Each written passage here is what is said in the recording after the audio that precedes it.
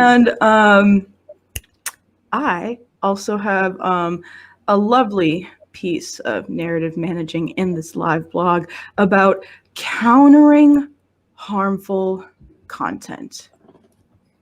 Yep. Countering harmful content, the use and abuse of technology platforms as arbiters of truth pose a significant challenge in an era when civic life is becoming increasingly digitized. Panelists discuss how businesses and governments, interesting partnership, can design and enforce more effective policies for content accountability and transparency. The speakers for this one included Mina Al-Araibi, Editor-in-Chief at The National, Julie Inman Grant, E-Safety Commissioner at the Office of E-Safety Commissioner, Simon Milner, VP of Public Policy, Asia Pacific at Facebook, Lean Wendeland, Chief Business and Human Rights Unit, Office of the High Commissioner for Human Rights, Kathy Lee, Head of Media, Entertainment, and Sports Industries at World Economic Forum, Geneva. Julie said the E-Safety Commissioner in Australia started out looking for child sexual abuse material, cyberbullying, and anything that threatened to harass the child. She said, "We're not policing harmful material. We rely on citizens to report content. We're a safety net. We believe digital platforms need to erect the digital guardrails." Wow. So now you know where AOC got her tweet watch idea from. Welcoming regulation. Simon Milner said Facebook, said Cuntbook has been advocating for regulation for a number of issues. Companies need to have measurement and be transparent. We're doing those things. We're not waiting for regulation, but we also want to see regulation that holds us to account, he said. Due to the global nature of the internet, the company has many approaches across multiple countries. Oh, get this, AI and human review. A lot can be automated, and Facebook is designing technologies to find harmful content before others see it. Milner used the example of using tech to detect hate speech, which 3 years ago only found a quarter of the content. Now it's 97%, so technology is constantly improving, but human review is important because context matters. Child sexual abuse is the exception. There is no context, it is never allowed. We don't always get it right. The combination of tech and human review is crucial. So when they want to use AI to detect hate speech now, you can kiss criticizing Israel good in any way goodbye. Oh, guaranteed. Use of the word Palestine. What's hate speech? Yeah, use of the word Palestine is going to get outright banned. Lean Wendland agreed it's very much context specific, but said we do have rules. This is what we've grappled with for 75 years. She said there are challenges because of the speed of technology, but the underlying principles for how to navigate this space are there. The OHCHR is working with a number of companies, including Cuntbook. This really is a shared space with distinct but complementary duties. Milner said partnerships with fact checkers have been crucial for addressing misinformation during the COVID-19 pandemic. Oh God, we have a well-established process and are massively reducing distribution of content with a false label. These partnerships have been helpful to address misinformation about COVID-19 and vaccines. I'm going to read that again. We have a well-established process and are massively reducing distribution of content with the false label. These partnerships have been helpful to address misinformation about COVID-19 and vaccines. Y'all do know that the partnerships they're talking about are fascism, right? Is that what that is? Yeah, that little public-private partnership between the government and corporations to literally censor anything going against the official narrative. Yeah. Yeah, but no, I thought Trump was a fascist. Yeah, I mean, I know we voted out fascism, but, like, we didn't. Oh, Yeah. Okay. Yeah, it's like this is fascism. I want to remind everyone that the reason that Whitney Webb was deplatformed from Patreon was not because of medical misinformation, No. but rather accurate information that would make people question the official narrative. I don't actually have hard to get to the actual email, and I think it's only on my phone. I would love to be able to like read out the thing again or put it up on screen, but I think it's stuck in a Telegram channel. But yeah, I mean the simple Steve, fact we have that so many examples of misinformation. Here's one of them.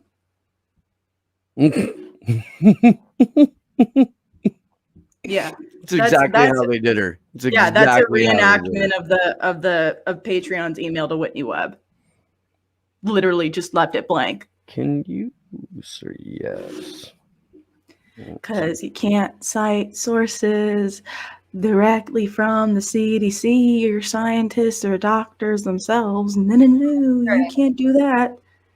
God forbid you read a release from the WHO. Most people aren't going to, and that's fine. But then just like look at the what's happening. It's just, isn't it strange to people, like the continued marriage of business and the state?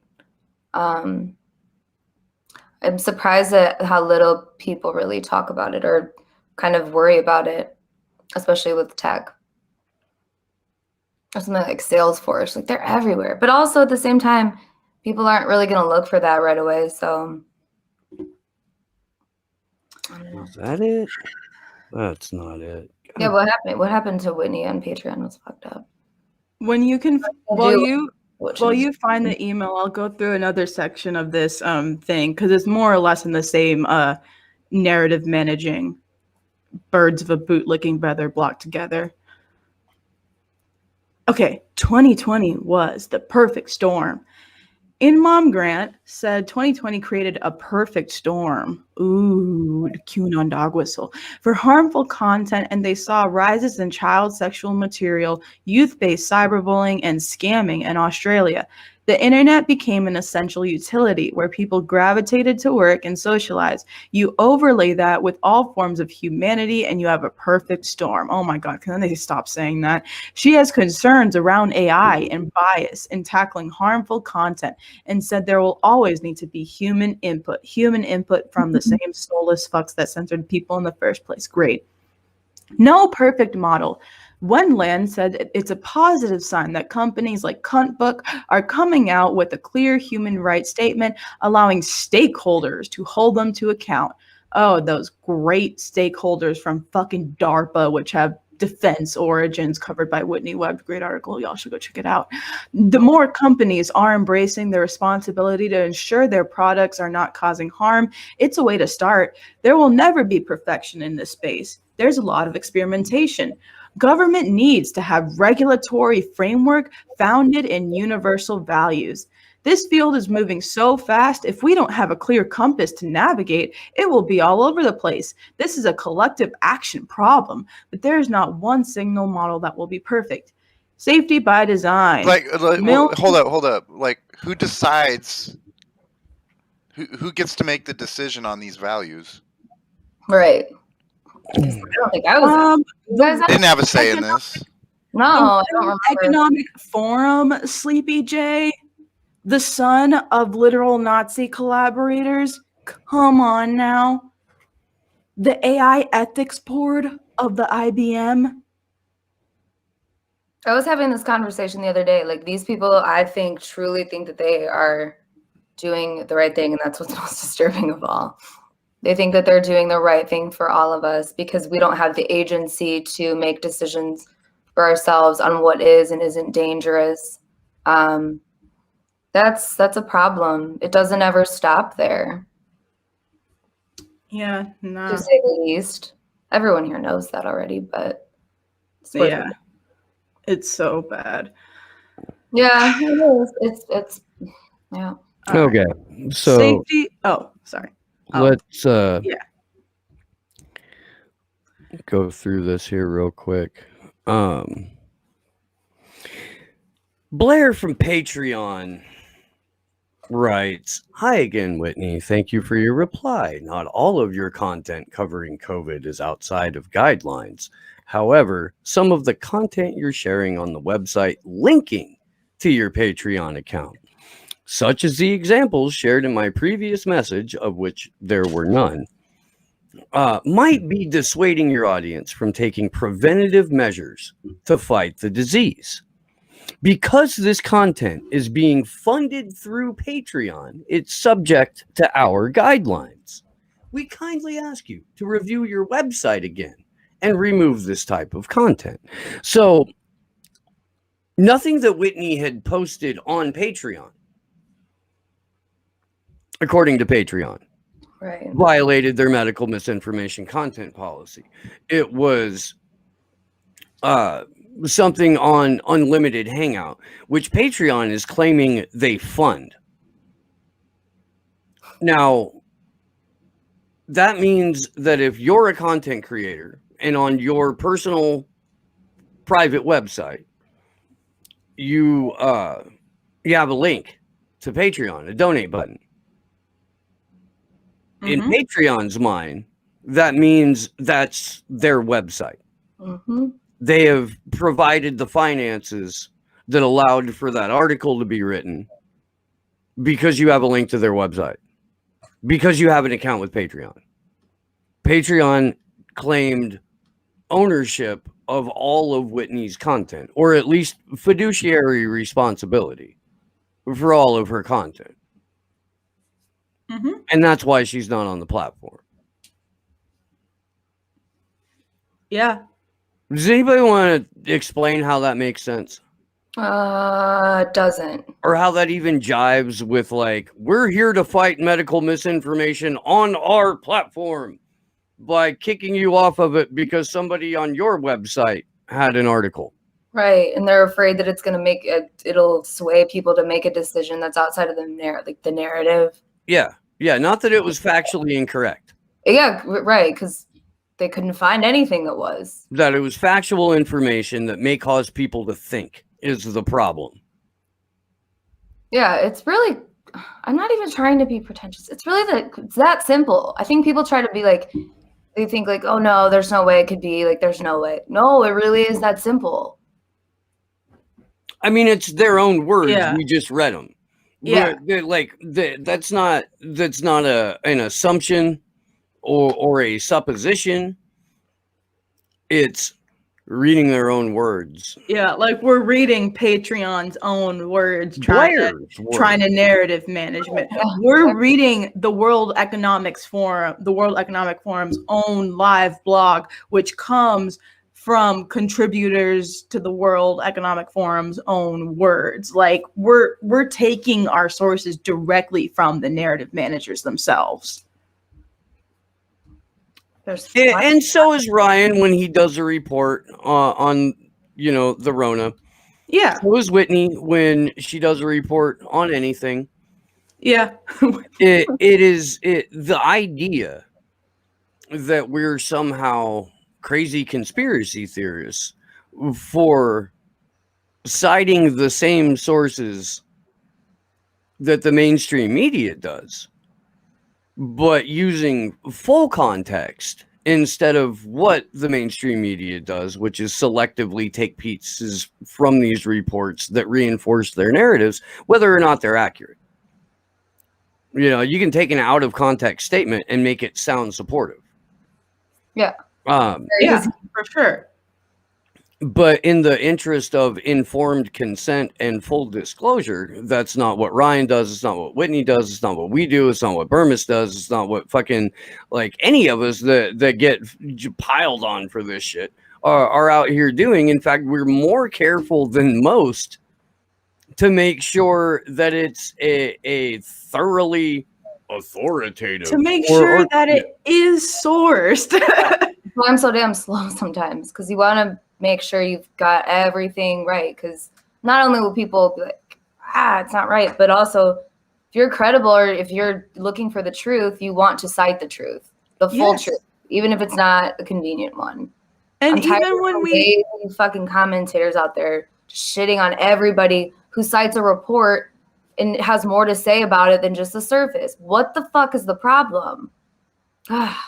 Yeah, no, and like that's why we take our time on like these panels and that fucking NSC AI report, because we want to go deep into it, because we're not doing some fucking white bread ass grasshopper level head ass commentary. Like, no.